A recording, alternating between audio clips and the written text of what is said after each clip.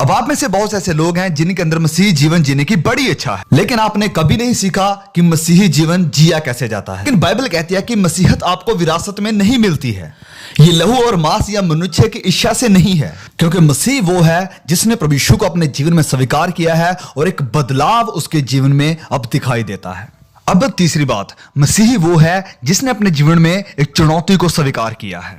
चुनौती प्रभु यीशु मसीह की, क्योंकि यीशु मसीह ने कहा है कि जो कोई मेरे पीछे होना चाहता है वह अपने आप का इनकार करे, अपनी सलीब उठाए और मेरे पीछे हो ले। प्रेरितों के काम अध्याय 11 वचन 26 से हम पढ़ेंगे और यहां पर लिखा है, हम पढ़ते हैं कि चेले, अब चेलों का मतलब है कि मसीह के पीछे चलने वाले या सीखने वाला लिखा है।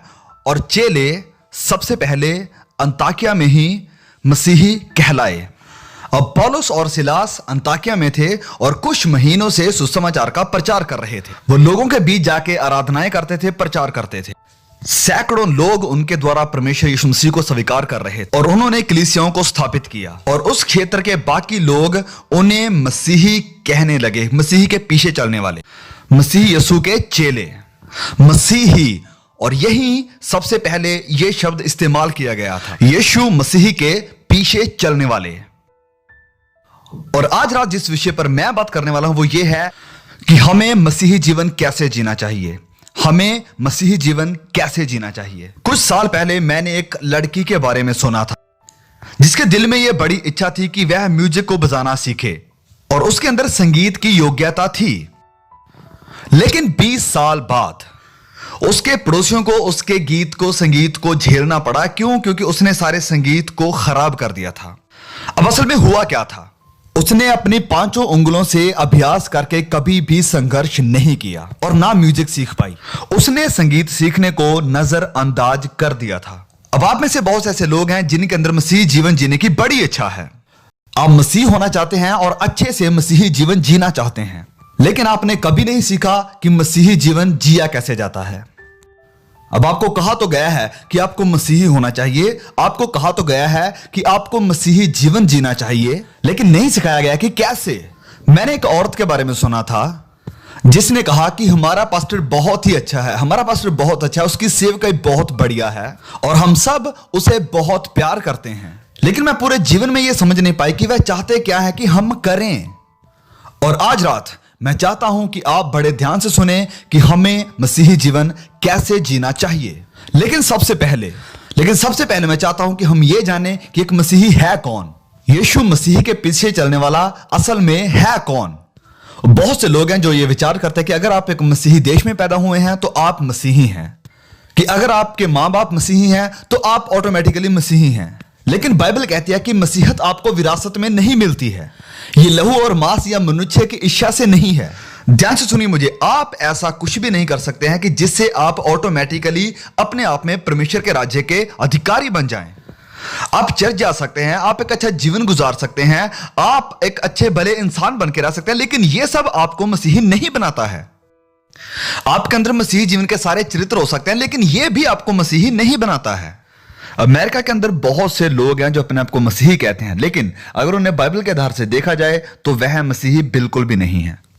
वह नए सिरे से पैदा नहीं हुए हैं, उन्होंने मसीह को अपने दिल में ग्रहण नहीं किया है। अगर उनका देहांत हो जाता है तो वह स्वर्ग में कभी नहीं जाएंगे।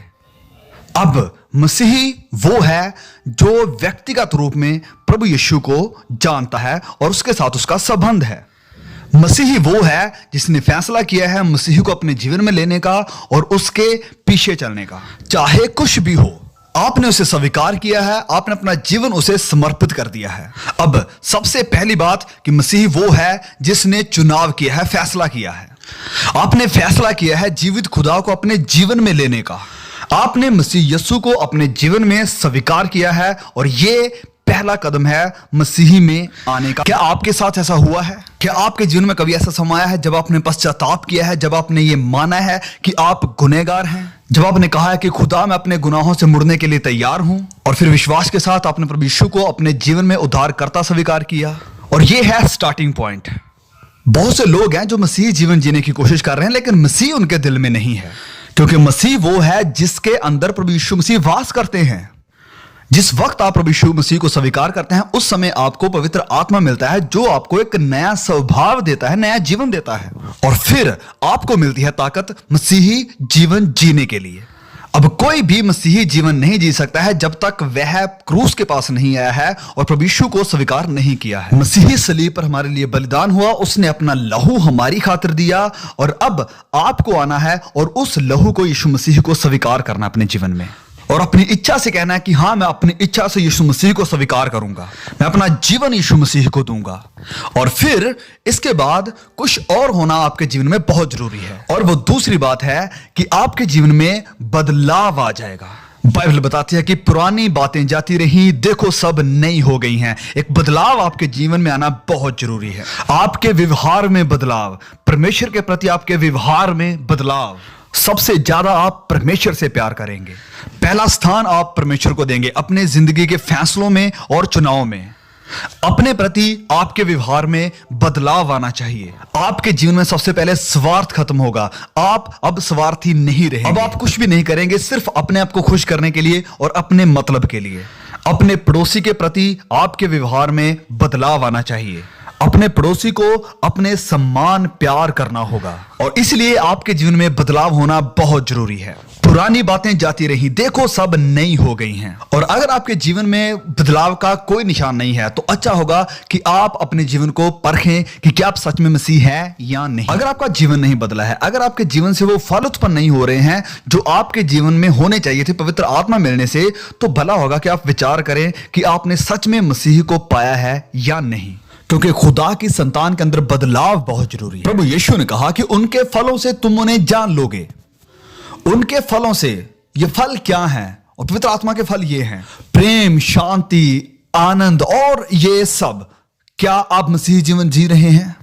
क्या आपने अपने आप को प्रभु यीशु मसीह को दे दिया है? क्या आपने प्रभु यीशु मसीह के साथ रिश्ता कायम कर लिया है? और क्या आपके जीने के तरीके में, आपके व्यवहार में कोई बदलाव आया है? और अगर नहीं तो हो सकता है कि आप मसीही नहीं हैं।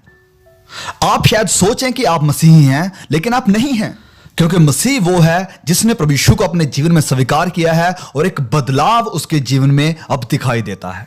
अब तीसरी बात, मसीही वो है जिसने अपने जीवन में एक चुनौती को स्वीकार किया है। चुनौती प्रभु यीशु मसीह की, क्योंकि यीशु मसीह ने कहा कि जो कोई मेरे पीछे होना चाहता है वह अपने आप का इनकार करे, अपनी सलीब उठाए और मेरे पीछे हो ले। प्रभु यीशु कहते हैं कि अगर आप मेरी चुनौती स्वीकार करने और मेरे लिए जीने के लिए तैयार नहीं हैं तो आप मेरे चेले नहीं हो सकते हैं। जब कभी भी भीड़ यीशु के आसपास इकट्ठी होती थी और भीड़ बहुत बड़ी हो जाती थी तो प्रभु यीशु कहते थे, एक मिनट रुकिए। वो कहते कि अगर आप मेरे पीछे होना चाहते तो आपको अपने आप का इनकार करना होगा, और एक ग्रुप छोड़ के चला जाता। और अगर फिर भी भीड़ ज्यादा होती तो वो फिर कहते कि अगर आप मेरे पीछे होना चाहते हैं तो अपनी क्रूस को उठाओ और हर रोज मेरे पीछे हो लो। और बचे हुए लोग ये सुन के भाग जाते थे, क्योंकि वह सलीब उठाने के लिए तैयार नहीं थे, वो फांसी के फंदे को चूमने के लिए तैयार नहीं थे।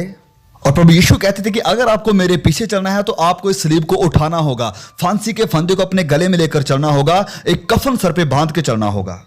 और बहुत लोग ये सब करने के लिए तैयार नहीं हैं। बहुत से लोग सुसमाचार के लिए खड़े होने के लिए तैयार नहीं हैं। आज रात मैं आपसे पूछना चाहता हूं, क्या आपको यकीन है कि आप मसीही हैं? क्या आपको विश्वास है कि आपके गुनाह माफ हो गए हैं? क्या आपको विश्वास है कि अगर आप मर गए तो आप स्वर्ग में जाएंगे? क्या आप खुदा से मिलने के लिए तैयार हैं? सारी बातों का निचोड़ मैं आपसे फिर पूछना चाहता हूं कि क्या आप मसीही हैं? क्या इसका आपको पक्का विश्वास है? देर मत करिए, आज रात अपना जीवन प्रभु यीशु मसीह को दें। ठीक है, इसे कहते हैं मसीही। मसीही आपके जीवन में रह रहा है और व्यक्तिगत रूप में उसका अनुभव करना, और जिसके जीवन में बदलाव है वो मसीही है। लेकिन मसीही जीवन कैसे जीना चाहिए, यह एक दूसरी बात है।